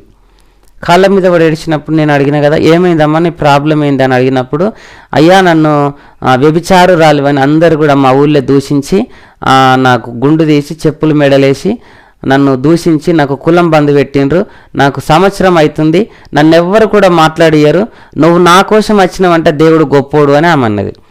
అన్నప్పుడు నేను అనుకున్నా కదా, నాకు ఇంకా కొంచెం ఆసక్తి పుట్టింది. సంవత్సరం నుంచి మాట్లాడలేని వ్యక్తులతో నన్ను ఇక్కడి దాకా తీసుకొచ్చిండంటే ఆయన నిజంగా దేవుడే కావచ్చు అంటే పూర్తిగా నమ్మతలే కావచ్చు అని చెప్పి ఆమె ప్రార్థన చేసినప్పుడు ఆమె అన్నది కదా, మా కోసం ఇంకెక్కువ ప్రార్థన చేయండి అయ్యా, నాతోని ఎవ్వరికి కూడా పనికిరాని దాన్ని నేను, కానీ ఆ దేవుడికి నేను పనికొచ్చేటట్టుగా నిన్ను తీసుకొచ్చిండు నన్ను అని చెప్పి అన్నది. ఆ విధంగా నమ్మిన తర్వాత ఇంటికి వచ్చినాం. నిజామాబాద్కి వెళ్ళిన తర్వాత ఇంకా ఈమె దగ్గర ఉంటే ఇట్లనే టార్చర్ పెడుతుంది మనల్ని, మనం ఇంటికి వెళ్ళిపోదాం, ఏదో వీలైనప్పుడు పార్ట్ టైం జాబ్ లెక్క దేవుని పని చేయాలి, కానీ మొత్తమే ఆయన మీద డిపెండ్ అయితే మనకు ఎవరు పెడతారని చెప్పి మా భార్యను తీసుకొని ఇంటికి వెళ్ళొచ్చినాం. ఇప్పుడు నమ్మారే మీరు నిజమైన దేవుడని? పూర్తిగా నమ్మలేదు, టెస్ట్ కొంచెం అంతే, నమ్మలేదు. మామూలుగా అంటే తెలుసుకోవాలి, ఇంకా తెలుసుకోవాలి, ఆయన నిజమైన దేవుడు అని తెలుసుకోవాలని అంతేకాని నమ్మలే. ఇంటికి వచ్చేసినాం. ఇంటికి వచ్చిన తర్వాత ఇంకా అమ్మ వాళ్ళకి ఇట్లా ఏమంటారంటే కొంచెం అప్పుడప్పుడు టైం దొరికినప్పుడు ప్రేయర్ చేసుకోవటం, టైం దొరికినప్పుడు దేవుణ్ణి అడగటం, ప్రార్థన చేసుకుంటే మా వాళ్ళు ఏమన్నారంటే సండే చర్చ్కి పోతున్నాం వస్తున్నాం కదా అయిపోయింది, డిప్రెషన్లో ఎందుకు ఉంటున్నావు అట్లా గంటలు అని చెప్పి వాళ్ళు అడిగారు. అంటే టెస్ట్ చేస్తున్న దేవుణ్ణి తెలుసుకోవటానికి అంటే అట్లా శాపం వస్తుంది, అట్లా అడగద్దు దేవుణ్ణి అట్లా అనద్దు అని మా అమ్మ వాళ్ళు అన్నారు. మా భార్య వాళ్ళు, మా అమ్మ చనిపోయింది అప్పటికి, మా భార్యకి ఇట్లా అన్నారు, దేవుడి శాపం వస్తుంది, టెస్ట్ దేవుడి దగ్గర అడిగేటప్పుడు టెస్టులు అడగద్దు అట్లా అని చెప్పి వీళ్ళు అన్నారు. అట్లా ప్రార్థన చేసుకుంటున్న తర్వాత మా నాన్న వ్యతిరేకమైండు నాకు. మా నాన్న వ్యతిరేకమై ప్రార్థన కోతున్నాం అత్తున్నాం సండే, అంతేకాని దేవుడి పిచ్చిలేసిందా నీకు, మొత్తం ప్రార్థన అంటున్నావు, ఆ ఫోటోలు ఎక్కడైతున్నాయో అదే రూమ్లో సెట చేసుకొని ఇంకా ప్రార్థన చేస్తుంటే ఇంతే, యేసుప్రభు నువ్వు దేవుడువా, యేసుప్రభు నువ్వు గొప్ప దేవుడువట, సరే మరి నాకు మాట్లాడతావు నాతో, ఇట్లా చేసుకునే వ్యక్తిని. తర్వాత మా నాన్న వాళ్ళు ఏమన్నారంటే దేవుని పిచ్చిలేసిందా నీకు, దేవుడు అంటున్నావు, మొన్నటిదాకా ఆ దేవుడు పిచ్చిలేసింది, ఇప్పుడు ఈ దేవుడు పిచ్చిలేసిందా అని చెప్పి వాళ్ళు అన్నారు. నేను అన్నా కదా నాకు అది కావాలా ఇది కావాలని చెప్తలేదు, నేను అదే భక్తిని, కానీ ఇప్పుడు మాత్రం ప్రార్థన చేసుకుంటున్నట్టే సండే చర్చికి పోదాం రా అని చెప్పి గుంజుకపోయినారు వాళ్ళు. చర్చికి పోతే నాకు మనశ్శాంతి లేదు, ఇంకా అక్కడ మళ్ళా చిన్నవాళ్ళగొట్లో మనశ్శాంతి లేదు. అక్కడ ఆ చర్చిలో కూర్చుంటే ఇక్కడ నుంచి వెళ్ళిపోవాలి అనిపించింది. చిన్నవాళ్ళగొట్లో వెళ్ళిపోవాలనిపించిన తర్వాత మళ్ళీ ప్రార్థన చేసుకుంటున్నా కొంచెం. ఇంకా కోపం వచ్చింది ఒకరోజు, కోపం వచ్చి ప్రార్థన చేసుకుంటున్నా వాక్యం చెప్తున్నాడు ఒకరోజు సేవకుడు. ఏమని చెప్తుండంటే వెచ్చగానా నుండు చల్లగానా నుండు, నులివెచ్చని స్థితిలో ఉండద్దు, అటు ఇటు కాకుంటే ఎందుకు 2 పడవల సావాసం చేస్తున్నావు అని చెప్తే నన్నే అన్నాడు, ఆడు కావాలనే అన్నాడు, నన్నే అన్నాడు, అంటే నేను పూజ చేస్తున్నాను నన్నే అన్నాడు అని చెప్పేసి కోపం వచ్చి ఇంకా నేను రాను అని చెప్పి మొండిగా మాట్లాడుతున్నా. ఇంత మా భార్య రొట్టెలు చేసింది, అన్నం కూర చికెన్ వండింది, తిందామని చెప్పి ఇట్లా తినుకుంటూనే ఒకటే తినుకుంటూనే వెనకకు పడిపోయిన తర్వాత నన్ను ఎవరో తీసుకుపోయినట్టు, నా ఊపిరిని ఎవరో తీసుకుపోయినట్టు అనిపించింది. కొద్దిసేపటి దాకా మెలుకోలేదు. మా భార్య ఇంకా ఒక డాక్టర్ ఆర్ఎంపీ డాక్టర్ని తీసుకొచ్చి చూపిస్తే అమ్మ నా హార్ట్ బీట్ ఏం కొట్టుకుంటలేదు, కొంచెం కొన ఊపిరి ఉందని చెప్పిండ్రట మా భార్యకు. చెప్పినప్పుడు ఒక స్వరం వినబడుతుంది, నువ్వు ఈ లోకంలో చనిపోయినావు, నీలో నా ఆత్మను ఉంచుతున్నా, బ్రతికినంత కాలం నా కోసమే బ్రతకాలా అని చెప్పి ఒక స్వరం వినబడ్డది. అర్ధగంట తర్వాత మెలకు వచ్చిన తర్వాత ఇంకా నా మైండ్ నాకే పని చేస్తలేదు, ఇంకా అవి తీసేయాలి. ఆ ఫోటోలన్నీ కూడా తీసుకుపోయి పారేసొచ్చిన ఇంకా వద్దు అవి మాట్లాడాయి అవి ఇవి అని చెప్పి అవి పారేసొచ్చిన తర్వాత ఇంకా ప్రార్థన చేసుకుంటుంటే స్వరం వినబడుతుంది, దేవుంది స్వరం, నేను నీలో ఉన్నది నా ఆత్మ నా కోసం బ్రతక అని చెప్పి స్వరం వినబడితే నేను అంటున్నా కదా పని చేసుకుంటే ప్రార్థన చేస్తా, కానీ మొత్తానికి ప్రార్థన అంటే నాకు ఎవరు నడపాలని చెప్పి మొండిగా మాట్లాడుతుంటే మా నాన్న వాళ్ళు ఏమన్నారంటే నీకు దేవుని పిచ్చిలేసింది, పని చేయలేక అవన్నీ ఎత్తుకుంటున్నావు, మొన్నటిదాకా అదన్నవి ఇప్పుడు ఇది అంటున్నావు అని చెప్పి ఇంట్లో నుంచి వెళ్ళగొట్టేశారు ఇద్దరిని, మా భార్యని నన్ను. ఇంట్లో నుంచి వెళ్ళగొట్టిన తర్వాత కిరాయికున్నాం వేరే దగ్గర.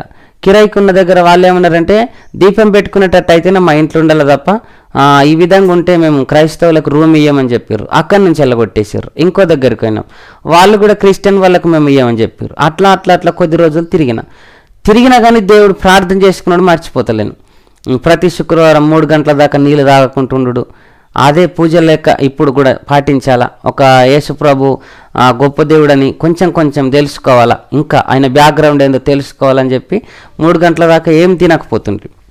తినకుండా ప్రార్థన చేసుకుంటూ అట్లనే 3 గంటల దాకా నాకు ఆదికి వచ్చింది అంత ప్రార్థన చేసుకుంటూ ఉండగా ఒకరోజు ఫస్ట్ కరోనాలో ఇంట్లో నుంచి వెళ్ళగొట్టేశారు. బయట కిరాయికుంటుంటూ అట్లా ఉపాధి పనికి పోతుంటుంది, కరువు పనికి పని చేసుకునే వ్యక్తులం. పని చేసుకుంటూ ఒకరోజు ఏమైందంటే ఇట్లనే ప్రార్థన చేసుకుంటున్నా ఒక ఆర్ఎంపీ డాక్టర్ దగ్గరికి నేను వెళ్ళిన.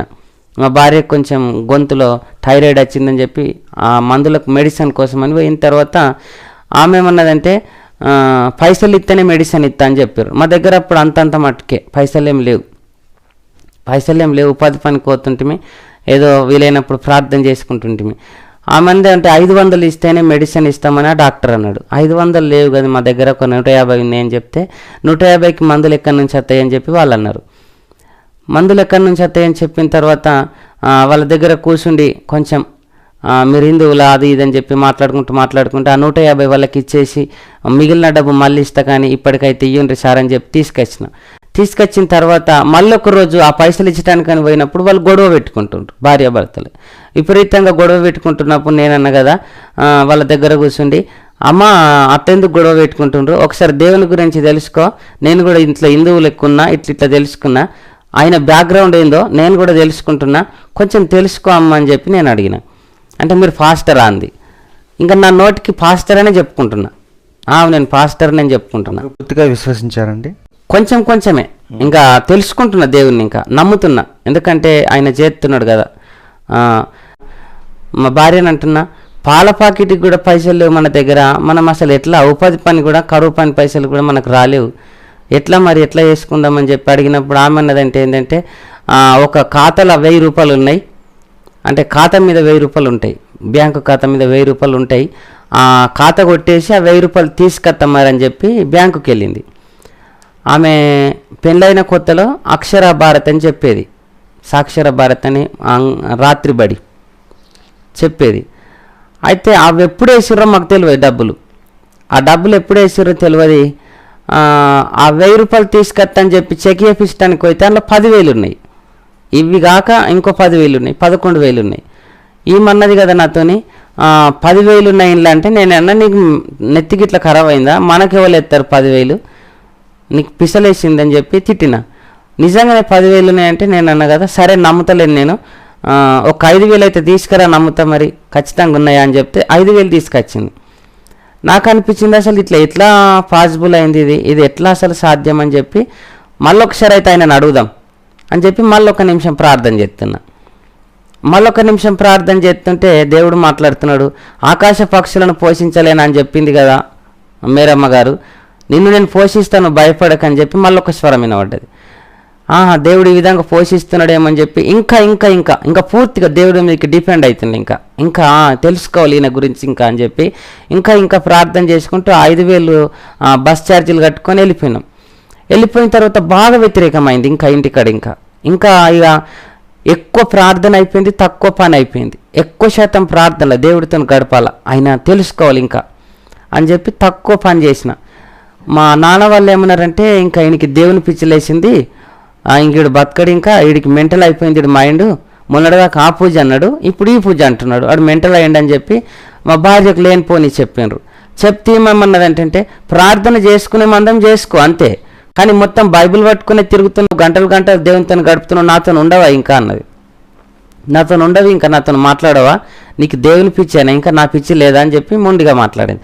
నేనన్నా కదా, నీతో తక్కువ సేపు ఉంటా కానీ దేవునితో ఎక్కువసేపు ఉండాలా, ఆయన ఆ 10,000 ఇచ్చిండు, అది ఎట్లా సాధ్యమైంది, ఆయన అడగాల, తెలుసుకోవాలా అని చెప్పి మళ్ళీ ఒక 30 రోజులు ఉపవాసం చేయాలని మళ్ళీ అంటే ఏమంటుందంటే, మనకు పిల్లలు లేరు ఏం లేరు, నీకు నా మీద పిచ్చి లేదు కానీ దేవుని పిచ్చి లేసింది, నేను ఏదో ప్రార్థన చేయించిన అంతే, చర్చికి వెళ్దాం అద్దామని చెప్పిన అంతే, కానీ ఇంత పిచ్చి లేపుకుంటామని తెలియదని మేము మాట్లాడుతుంది.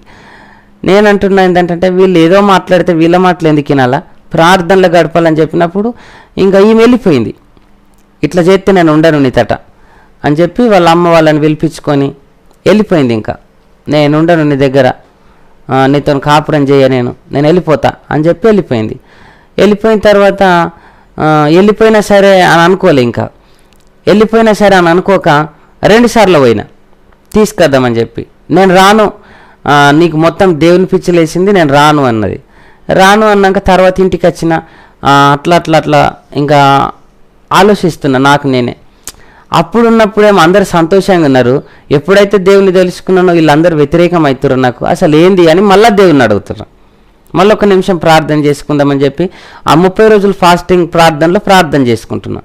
30 రోజులు ఫాస్టింగ్ చేసిన తర్వాత ఒకరోజు తమ్ముడు వాళ్ళ దగ్గరికి అయినా, మా సొంత తమ్ముడు వాళ్ళ దగ్గరికి పోయి అన్నా కదా, తమ్ముడు కొంచెం ఛాయ్ అన్న అన్నమన్న వేయరా అంటే వాడేమన్నాడంటే, నడు నాకు ఇట్లకించి నడిచి మాట్లాడు, దేవుని పిచ్చి అని దేవుని పిచ్చి లేపుకున్నావు, ఉన్న భార్యని ఇళ్ళగొట్టుకున్నావు, మేము లేమా, మేము చర్చి కోతలేమా అత్తలేమా, మొత్తం అదే పిచ్చిలు ఉంటున్నావు, నువ్వు నడిడికి వెళ్ళి నడిచి మాట్లాడు అని మా తమ్ముడు అన్నాడు.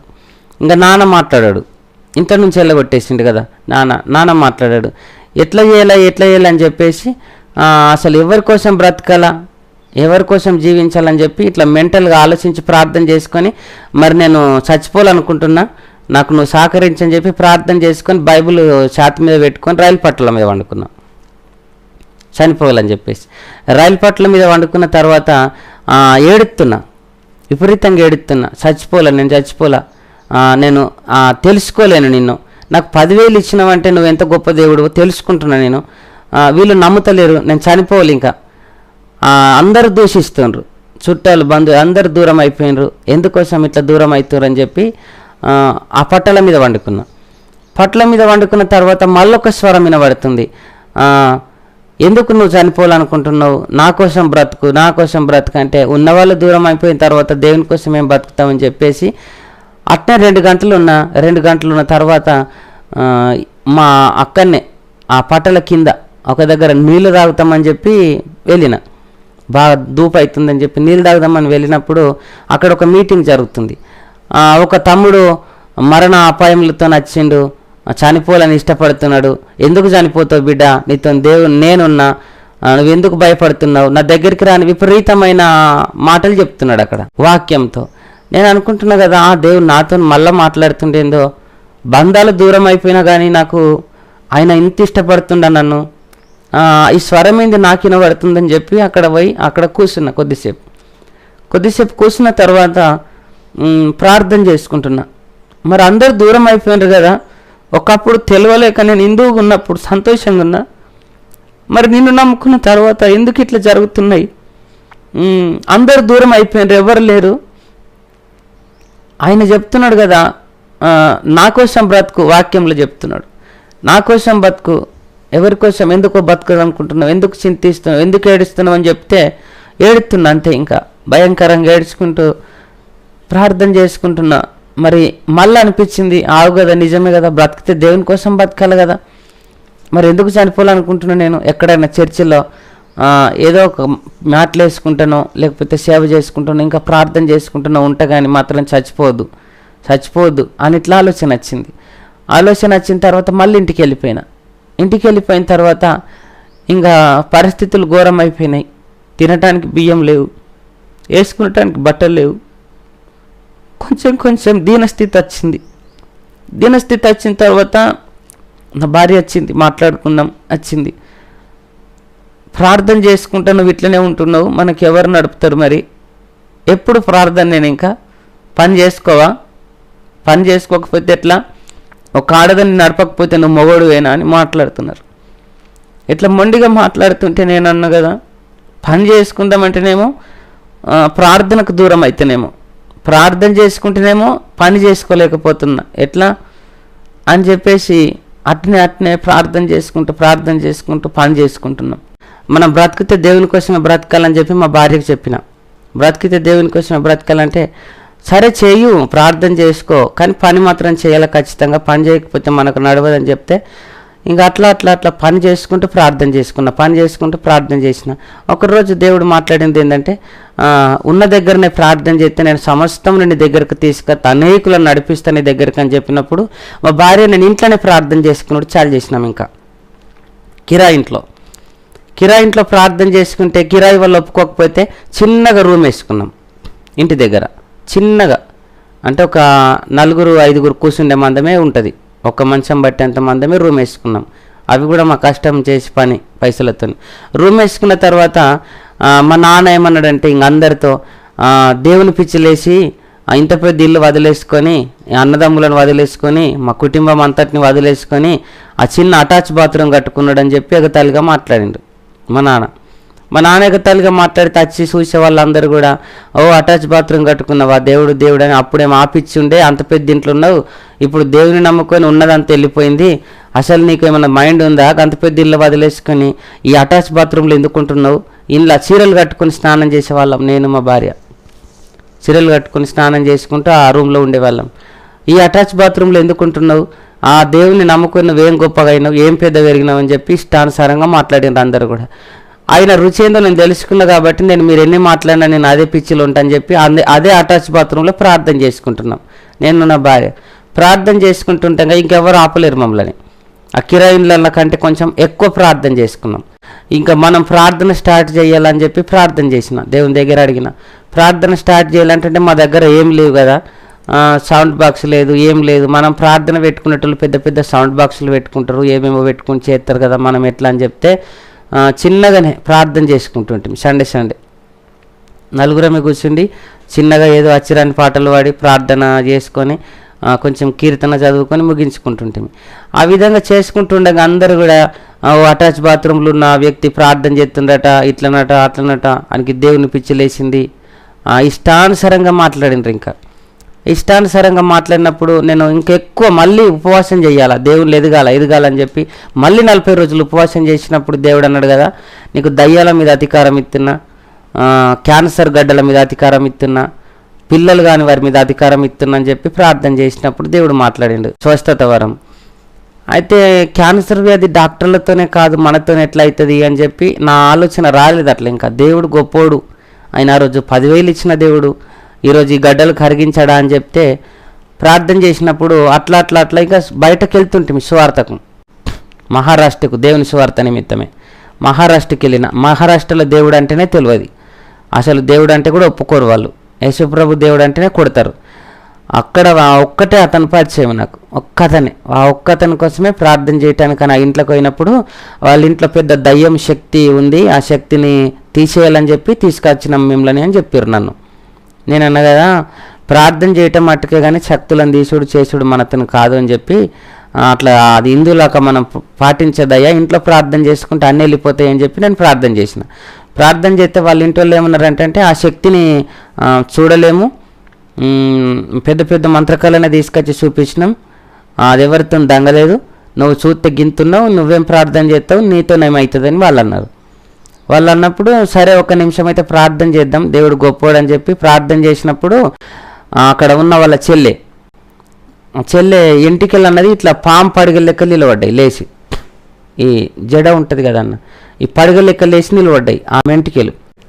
ప్రార్థన చేస్తుండగా ఆ ఎంటికలు లేచి నిలబడుతోటే వాళ్ళందరూ కూడా భయపడి బయటకు వెళ్ళిపోయి కొంచెం సమాధానపరిచి మళ్ళీ వాళ్ళని పిలుచుకొచ్చి ప్రార్థన చేస్తుండగా ఆమెలోకి వచ్చి నేను వెళ్ళిపోతున్నా, మళ్ళీ ఎప్పుడు కూడా మీ జోలికి రాను, నేను వెళ్ళిపోతున్నా, నేను ఉండను ఇక్కడ దేవుడు ఉన్న స్థలంలో నేను ఉండనని చెప్పేసి ఆమెలోకి వచ్చి మాట్లాడి వెళ్ళిపోయిన తర్వాత వాళ్ళ కుటుంబం కూడా మహారాష్ట్రలో ఒక్కటే అతని కోసం వెళ్ళిన సువార్త 6 రక్షణ పొందుకున్నారు ఆ మహారాష్ట్రలో ఆమె ద్వారా, ఆ ఒక్క ఆత్మ ద్వారా అక్కడ 6 రక్షణ ఇచ్చినామన్న. మేము బస్సుల మీద తిరగటం, ఎక్కడంటే అక్కడ దిగటం ఎక్కటం, బస్సుల మీదనే తిరుగుతుంటిమి.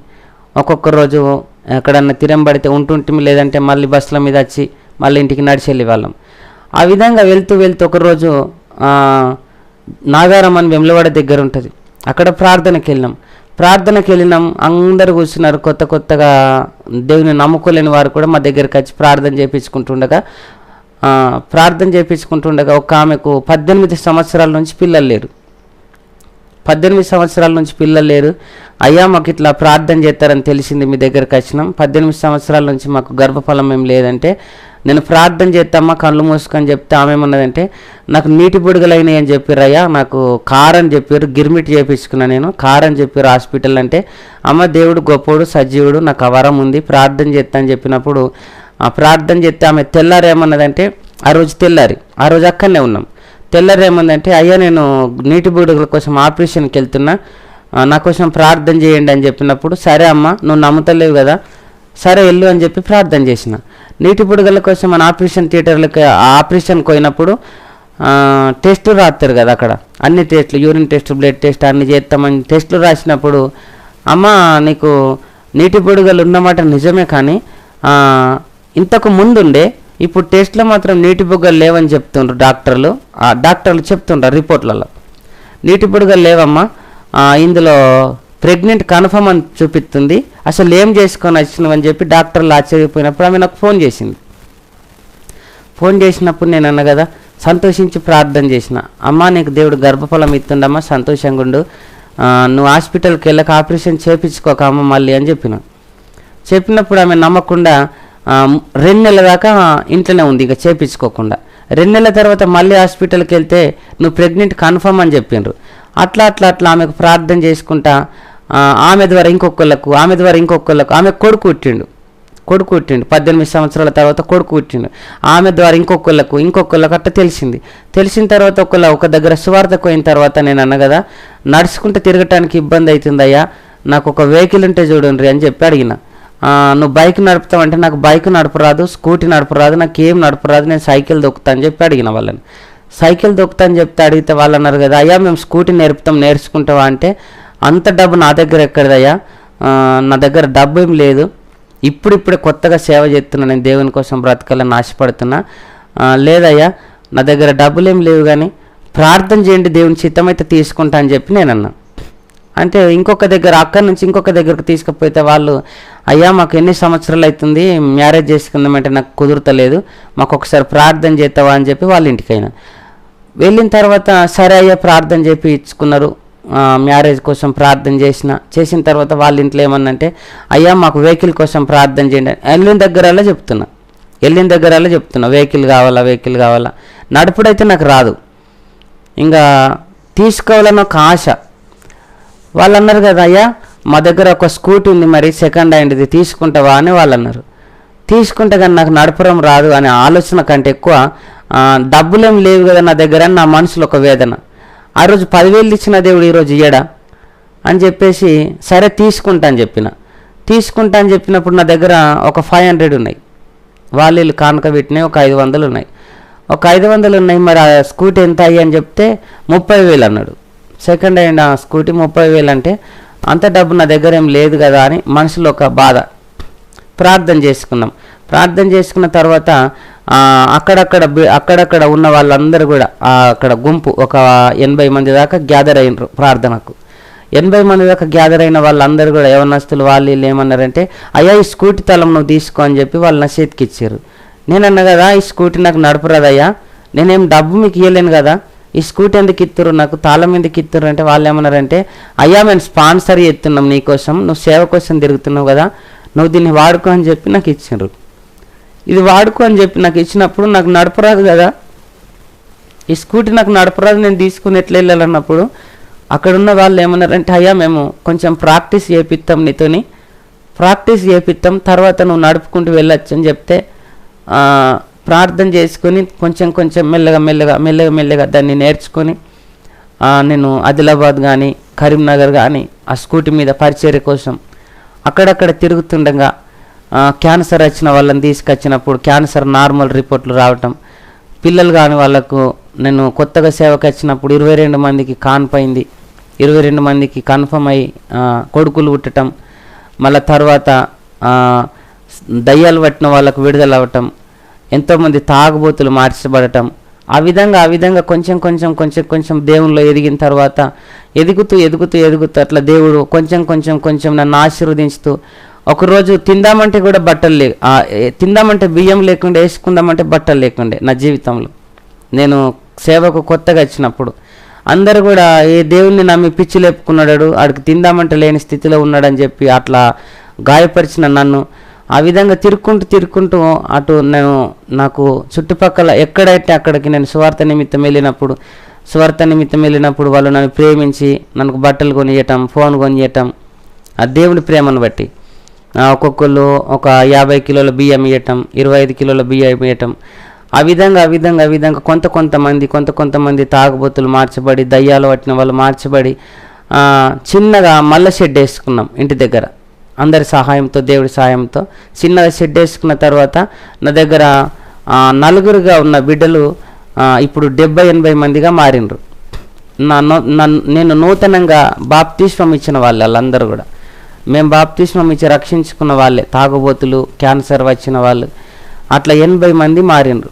80 మంది మారిన తర్వాత అట్లా కొంతమంది ప్రతి నెల ఫస్ట్ బుధవారం రోజు వంటలు చేయటానికి దేవుని కృపను బట్టి 200 మంది, 300 మంది ఒక్కొక్కసారి అట్లా బుధవారం ప్రార్థనకు అంతగానం భోజనాలు పెట్టినా కానీ మా దగ్గర కొదువ లేకుండా సమృద్ధిని దేవుడిచ్చి ఇంకొక సంఘం స్టార్ట్ చేయాలన్న ఆశతో వేరే దగ్గర దుబాక గ్రామంలో ఇంకొక సంఘం పెట్టినాం. అక్కడ ఒక 40 మంది విశ్వాసులు నూతనంగా రక్షణ తీసుకున్నారు. మా దగ్గర పక్షవాతం వచ్చిన వాళ్ళు విడుదల పొందుకొని, అక్కడ దుబాకలో పక్షవాతం వచ్చిన వాళ్ళు, చేతబడితో మంచిగా అయిన వాళ్ళు, తాగుబోతులు మార్చబడ్డోళ్ళు, అక్కడ ఒక 40 మంది విశ్వాసులు, ఇక్కడ ఒక 150 మంది దాకా సండేకు నాకు ఖచ్చితంగా వస్తారు. ఇంకా ఆ విధంగా నేను మళ్ళా మీటింగులు పెట్టాలని నాకు ఆశ. దేవుని సువార్త బయటకు తీసుకురావాలి కదా, మనం ఇంట్లోనే ఉండటం కరెక్ట్ కాదు అని చెప్పి మీటింగ్ పెడదామన్నప్పుడు నా దగ్గర పైసలు ఏం లేవు. ఇంకా కొంచెమే 5,000, 2,000 అట్లనే ఉంటుండే. అట్లుంటుండగా మరి నేను మీటింగ్ పెట్టాలని ఆలోచన కలిగింది. ఇంకా దేవుని సాక్ష్యం, ఈ సాక్ష్యం అనేకులకు తెలవాలని చెప్పి మీటింగ్ పెట్టాలని మేము ప్రార్థన చేసుకున్నప్పుడు మీటింగ్కు పైసలు లేవు కదా మరి అన్నప్పుడు దేవుడు అన్నాడంటే సమస్తమును నా చేతులకు అప్పచెప్పి నేను చూసుకుంటాను దేవుడు మాట్లాడిండు. ఆయన కప్పు చెప్పుకున్నప్పుడు ప్రార్థన చేసినప్పుడు మా దగ్గర 5,000 ఉన్నాయి. ఇంత పెద్ద మీటింగ్ ఎట్లా జరుగుతుందని చెప్పి మీటింగ్ పెట్టినప్పుడు 85,000 ఖర్చు వచ్చింది. అప్పుడు ఒకళ్ళు 25 కిలోల బియ్యం, ఒకళ్ళు వంకాయలు, ఒకళ్ళు కూరగాయలు, ఒకళ్ళు ఇంకా ఇష్టమైనవి వాళ్ళు తీసుకొచ్చి 85,000 ఖర్చు వచ్చినప్పటికీ కూడా నాకు ఎక్కడ కూడా సందేహం లేకుండా, ఏ విషయంలో భయం లేకుండా, ఆ 85,000 కూడా ఎక్కడికి వచ్చినాయి కూడా తెలియకుండా ఆ మీటింగ్ జరిగింది. ఆ మీటింగ్ జరిగినప్పుడు నా మీటింగ్ ద్వారా ఇంకా అనేకులు తెలుసుకొని వాళ్ళు మార్చబడటం, ప్రతి సంవత్సరం అట్లా మీటింగులు పెట్టాలన్న ఆలోచనతో ఇప్పుడు 4 మీటింగులు పెట్టినామన్న. ఇప్పుడు 4 మీటింగులు. నేను సేవకు వచ్చి 5 సంవత్సరాలు. కొంతమంది వ్యతిరేకం చేసిండ్రు, పెద్ద ఫాస్టర్లు కానీ, మందిరాలు ఉన్నోళ్ళు కానీ, ఇంత చిన్న వయసులో నువ్వేం స్వస్థతలు చేస్తావు, నువ్వేం ప్రార్థన చేస్తున్నావు, అదంతా నీ భ్రమ, ఏదో భ్రమ పెడుతున్నావు మనుషులని, అట్లెట్లా జరుగుతుంది, స్వస్థతలు ఎక్కడున్నాయి అని చెప్పి ఇష్టానుసారంగా మాట్లాడారు సేవకులు. ఇక కొంతమంది సేవకులు ఏమన్నారంటే, నువ్వు బిషప్ అయినావా, బిషప్ నువ్వు, బిషప్ అంటే మరి నువ్వు తర్వాత బిచ్చగాడివి అవుతావు, నువ్వు బిషప్ ఏం కావు, మేమే 40 సంవత్సరాల నుంచి సేవలు ఉన్నోళ్ళమే ఎదగలేకపోతున్నాం, నువ్వేం ఎదుగుతావని చెప్పి మాట్లాడారు. తర్వాత అట్లా రాంగ్ నంబర్లో ఆనంద్ అనే వ్యక్తి నాకు పరిచయం అయింది. అంటే రాంగ్ కాల్లో ఆనంద్ అనే వ్యక్తి పరిచయం అయిన తర్వాత ఎవరు మీరు, మీ ఊరేంది, మీరు ఎక్కేంది అని చెప్పి అడిగినప్పుడు ఇట్లా మా చిన్నవాళ్ళు మీది ఎక్కడ అంటే చేయంగాలు చెప్పి అది ఇది మాట్లాడుకొని ఆ విధంగానే ఇక అంటే ఫ్రెండ్స్గా మాట్లాడుకొని నేను ఎవరినైనా బస్సులో వెళ్ళినప్పుడు కానీ, నేను బయటికి వెళ్ళినప్పుడు కానీ దేవుని విషయంలోనే దేవుని మాటలు చెప్తే, ఇంకా అంటే వాళ్ళు వినకపోను కానీ చెప్తే, ఇంకా దేవుని మాటలు వాళ్ళు వింటే వినని, లేదంటే లేదు కానీ చెప్పుకుంటూ ఇడిచి పెడతా.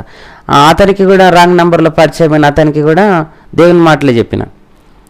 దేవుని మాటలు చెప్తే ఆయన ఏమన్నాడంటే, నేను కళ్ళమ్మే వ్యక్తిని దుబాయ్లో, యేసు ప్రభు గురించి మాకు కూడా తెలుసు, మేము కూడా క్రిస్టియనే, మేము కూడా దేవుని నమ్ముకున్న వాళ్ళమే, కానీ మేము పని చేసుకోకపోతే బతకలేము, మీలాగా తిరగాలంటే మేము తిరగలేమని చెప్పి వ్యతిరేకించిండు. ఆయన కూడా దుబాయ్లో వ్యతిరేకిస్తే నేను ఫోన్లో మాట్లాడుతుంటే ఒకరోజు ఏమన్నంటే, దేవుడు నేను పిలిస్తే నువ్వేం చేస్తావు అంటే, అట్లా నన్ను పిలిచే అవకాశాలు ఉండవు, నేను అట్లా రాను అని చెప్పి ఆయన అన్నాడు. అంటే పిలిస్తే కనుక నువ్వేం చేస్తావు అని చెప్పి నేను అడిగిన. అదంతా నీ భ్రమ అని ఆయన అన్నాడు. ఆ విధంగా కొద్ది రోజులు పెరుగుతూ అన్న మాట్లాడుకుంటూ నేను దుబాయ్ రావాలనుకుంటున్నా అని నేను అడిగిన. పాస్పోర్ట్ కూడా లేదు నా దగ్గర, కానీ దేవుడి దగ్గర అడుగుతున్నా, ఆ దుబాయ్లో ఒక్క ఆత్మ రక్షించబడితే సంతోషం కదా. ఆ ఒక్క ఆత్మ ద్వారా అక్కడ ఎవరైనా రక్షించబడతారు. ఖచ్చితంగా దుబాయ్ పోవాలని దేవుని దగ్గర అడుగుతూ పాస్పోర్ట్ తీసుకున్నా. పాస్పోర్ట్ తీసుకున్న తర్వాత అతన్ని అడుగుతున్నా, ఆనందుని, నేను దుబాయ్ రావాలనుకుంటున్నా అంటే 1 నెల ఆగు, 2 నెలలు ఆగు, 2 నెలలు ఆగు, 1 నెల ఆగు అని ఇట్టనే సతాంచుతుండు. సతాంచిన తర్వాత ఆయన కళ్ళు వెళ్ళిపోయి, అంటే బయట కళ్ళు అమ్ముకునే వ్యక్తి. ఆ విధంగా నేను పాస్పోర్ట్ తీసుకున్న తర్వాత ఒక 6 నెలల తర్వాత వీసా పంపించిండు. వీసా పంపించిన తర్వాత నేను ఇంటికాడ ప్రార్థన చేసింది ఏంటంటే ఒక్క ఆత్మ రక్షించబడాల, అక్కడ దుబాయ్లో ఒక్క ఆత్మ రక్షించబడ్డ చాలా సంతోషం అని చెప్పి దుబాయ్కి వెళ్ళిన. దేవుని పని విషయంలోనే దుబాయ్లో నన్ను అక్కడ మందిరానికి కూడా తీసుకుపోయినారు వాక్యం చెప్పడానికి, అక్కడ దుబాయ్లో సేవకులు కూడా. ఈ ఆనంద్ అనే వ్యక్తి కోసం నేను పరిచయాలు పెరిగి దుబాయ్ వెళ్ళి అతనికి దేవుని మాటలు చెప్తే, నేను దేవుని మాటలు చెప్తేనే కళ్ళు తాగత్తుండే. నేను రోజు ఆ ఒక రూమ్లో ఉంచిండు నన్ను. నేను దేవుని మాటలు చెప్తే ఆయన కళ్ళు తాగత్తుండే. కళ్ళు తాగొచ్చి నా పక్కనే ఉంటుండే. కళ్ళు తాగద్దు నా దేవుడు మన కోసం ప్రాణం పెట్టిండు అని నేను చెప్తే, నువ్వు మస్తు చెప్పినావు, నువ్వు చెప్తే ఎవడింటాడు నీ మాట అని చెప్పి, అయినా కాకుండా ఇంకా వాళ్ళ ఫ్రెండ్స్ని కూడా తోలుకొచ్చి తాగిపిస్తుండే ఆ రూమ్లో. అట్లా ఆయన కోసం ప్రార్థన చేసి ఒకరోజు ఏమన్నట్టంటే, ఒకరోజు ప్రార్థన కూర్చో, మనం ప్రార్థన ఏకీభవించిన అతనని చెప్తే, నువ్వు చేసుకుంటున్నావు కదా సరిపోదా, నేను సైకిల్ మీద పోయేటప్పుడు కళ్ళమ్మేటప్పుడు కూడా నేను చేసుకుంటా, దేవుడు ఆడన్నాడు, హృదయంలో ఉన్నాడు, అంతే సరిపోతుంది, ప్రార్థన చేసుకుంటూనే ఉండడని చెప్పి వ్యతిరేకించిండు. ఆయన కూడా దుబాయ్లో వ్యతిరేకించిన తర్వాత ప్రార్థన చేసేడు మాత్రం మానలేదు. ఆ ప్రార్థన చేసేడు మాత్రం మానలేదు. ఒకరోజు కూర్చుండే పెట్టుకుని బలవంతంగా ప్రార్థన చేసిన, ఏడ్చుకుంటూ ప్రార్థన చేసి, నువ్వు దేవుని కోసం బ్రతకాలయ్యా, దేవుని నీ కోసం ప్రాణం పెట్టిండు, నా కోసం ప్రాణం పెట్టిండు అని చెప్పి ఏడ్చుకుంటూ ప్రార్థన చేసిన తర్వాత ఆయన ఏమన్నాడంటే, నాకు చుట్టీలు ఏముండయి, ఈ గుడ్ ఫ్రైడే రోజు మాత్రం ఒకరోజు చుట్టూ ఉంటుంది కదా, కొద్దిసేపు చర్చికి వెళ్దాం పని అని తీసుకొని పోయిండు నన్ను. ఆనంద్ వ్యక్తి చర్చికి తీసుకొని వెళ్ళిన తర్వాత చర్చిలో వాక్యం చెప్పిండు, ప్రార్థన అయిపోయింది. ఆ రోజు ఒకటే ప్రార్థన చేసుకున్నా, నేను తిరిగి ఇండియా పోతే కనుక ఈ ఆనందం తీసుకొని వెళ్ళిపోవాలా, ఈ తాగుబోతుల మధ్యలో ఉండద్దు, ఈ తాగుబోతులు అంతా కూడా మార్చబడాలి, ఈ వైన్ షాప్ మూతబడాలని చెప్పి ప్రార్థన చేసిన ఆ మందిరంలో దుబాయ్లో. ప్రార్థన చేసుకొని ఇంటికి వచ్చిన తర్వాత కూడా ఇంకెక్కువ తాగుతుండు. వాళ్ళు 4 కూడా తాగి బాక్సులు పెట్టుకుని ఎగురుతుండ్రు రూమ్లో. ఇంకా వాళ్ళతో నాకు తాగుతలేదు, కానీ అయినప్పటికీ భరించుకుంటూ ప్రార్థన చేస్తున్నా, వీళ్ళని మార్చు ప్రభు అని చెప్పి. అక్కడ ప్రార్థన చేసినప్పుడు నేను అన్న కదా నాతో పాటు నువ్వు కూడా ఇండియా రా అంటే, ఆయన ఏమన్నాడంటే, నా పాస్పోర్ట్ నా దగ్గర లేదు, నేను కలివిలి పని చేస్తున్నా, నా పాస్పోర్ట్ ఎక్కడ పోయిందో కూడా నాకు తెలియదు, ఆ కంపెనీ కూడా నాకు ఆదుకులేదని ఆయన అన్నాడు. ప్రార్థన చేస్తే దేవుడికి సమస్తం సాధ్యం అంటే, నా పాస్పోర్ట్ ఇప్పిస్తాడా మీ దేవుడు, అంత పవరా, నువ్వు అంత పవర్ ఉన్నావా, మరి పాస్పోర్ట్ ఇప్పిస్తాడేమో అడుగు అని చెప్పి ఆయన అన్నాడు. నేను ప్రార్థన చేస్తే దేవుడు అన్న మాట ఏంటంటే, బ్లాక్ కలరు షర్ట్ వేసుకుంటాడు, బ్లాక్ షూ వేసుకుంటాడు, షూట్ వేసుకొని ఉంటాడు ఆయన. అక్కడికి వెళ్ళి అడుగుంటారంటే, దుబాయ్లో మనకేం తెలియదు కదా అన్న, మనం ఎక్కడికైనా వెళ్తాం. నేను అడిగిన ఆనంద్ని, మీ కంపెనీ ఎక్కడన్నా తెలుసుకో, అక్కడికి వెళ్దామని చెప్తే ఆయన అంటున్నాడు కదా, నీకు చదువు రాదు, ఇంగ్లీష్ రాదు, మాట్లాడు రాదు, నిన్ను తీసుకుని నేను పోవాలా, నేను పని చేసుకునే వ్యక్తిని, నేను వీసా టికెట్ కొనిస్తాను, చక్కగా ఇంటికి వెళ్ళిపో, ఇక్కడ ఏం మాట్లాడకు అని బెదిరించిండు. నేనన్నా కదా, ఒక్కసారి నా మాటిని, ఒక్కసారి పాస్పోర్ట్ తీసుకొద్దాం, పాస్పోర్ట్ తీసుకొచ్చిన తర్వాత నీ దగ్గరనే పెట్టుకో, నువ్వు ఇష్టం ఉన్నప్పుడు రా, కానీ నేను మాత్రం వెళ్తా అని చెప్పిన. వెళ్తా అంటే 14వ ఫ్లోర్కి వెళ్ళాలి మేము. 14వ ఫ్లోర్కి తీసుకొని పోయినా, ఈయనని తీసుకొని ఇంకొక అన్నని తెలిసిన అన్నని తీసుకొని వెళ్ళినప్పుడు అక్కడ ఉన్న ఆయన ఏమన్నాడంటే, బయటకు వెళ్ళి నువ్వు అన్నాడు నన్ను. ఒక్కళ్ళే రావాలే లోపలికి ఎందుకు వచ్చారని చెప్పినప్పుడు బయటికి వెళ్ళి కూడా ఏడ్చుకుంటూ ప్రార్థన చేసిన, ఈయన మార్చబడాలా అని ప్రార్థన చేసినప్పుడు వాళ్ళు ఒక పేపర్ రాసి ఇచ్చినప్పుడు జైల్లో ఉంది పాస్పోర్ట్, అక్కడికి వెళ్ళి తెచ్చుకోవాలన్నారు.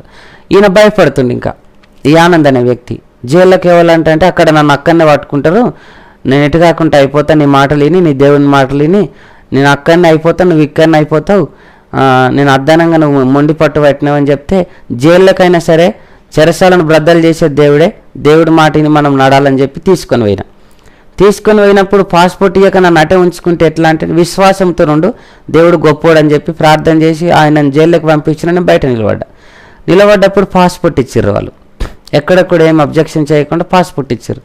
పాస్పోర్ట్ ఇచ్చిన తర్వాత ఆయన అంటుండు కదా, సరే నువ్వు రేపు వెళ్ళిపోయి ఇంటికి, ఇంకా నేను టికెట్ కొనిస్తా, నేను పని చేసుకోవాలా, నాకు అప్పు బాగుంది, నేను మాత్రం రాను అని చెప్పి ఆయన అంటుండు. ఆ షాపే బంద్ కావాలి ప్రవ్వా, ఈ కళ్ళమ్ముడే బంద్ కావాలి ప్రవ్వా, వీళ్ళు మార్చబడాలని ప్రార్థన చేస్తున్నారు రోజు. ఎప్పుడైతే ఆయన పాస్పోర్ట్ తీసుకొని నువ్వు వెళ్ళిపో నేను ఉంటా అని చెప్పిండో, ఆయన పాస్పోర్ట్ అయినా గుంజుకొని నేను వెళ్ళిపో నేను ఉంటా ఇక్కడ అని చెప్పిండో, ఆయననే నేను కూడా ఇక్కడ ఉండ, నేను కూడా ఇంటికి వస్తా అని చెప్పి మాట్లాడిండు.